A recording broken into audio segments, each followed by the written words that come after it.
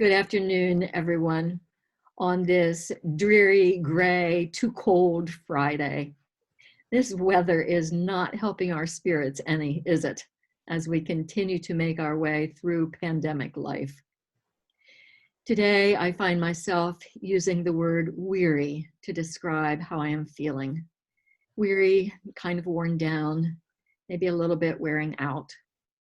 And I'm guessing I'm not the only one hitting doldrums and worse at times as the weeks go by. As we keep adjusting to our current situation, we may not notice the extra energy that's required to do our basic tasks like grocery shopping and connecting with friends, and how much of a toll that can start to take.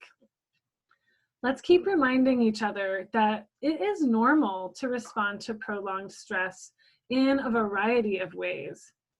Tiredness or sleeplessness, irritability, anger, physical symptoms of anxiety. The effort, the hovering uneasiness and concern, the toll of it all is real. And so is the presence of God with us and the strength and hope we find in our faith and in our faith community. Last evening, about 30 of us gathered by Zoom for a time of prayer, a little bit like our sharing in prayer that can't happen these days on Sundays. And it was wonderful to see each other's faces, even in those little squares that were just there on the screen. And to know that from our separate houses, we were still coming together to pray and to care for each other. We will plan another time of prayer like that in about 2 weeks.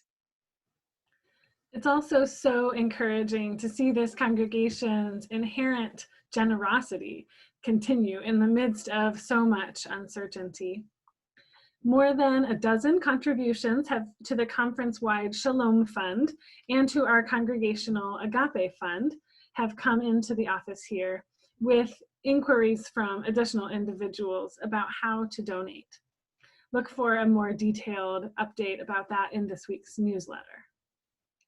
You will also notice in the newsletter that we are beginning to make plans for how to keep our spring celebration of communion, which typically we would do on the first Sunday of May. It will surely look different this year. But as we have talked together as a team and with some of the other leaders in the congregation, it has seemed good to us to move forward with that celebration, even though we cannot be together in the same space. So look for details to come about that in this next week as we prepare for that service, which will be on May 3. This Sunday, our worship will continue as it has been these past weeks.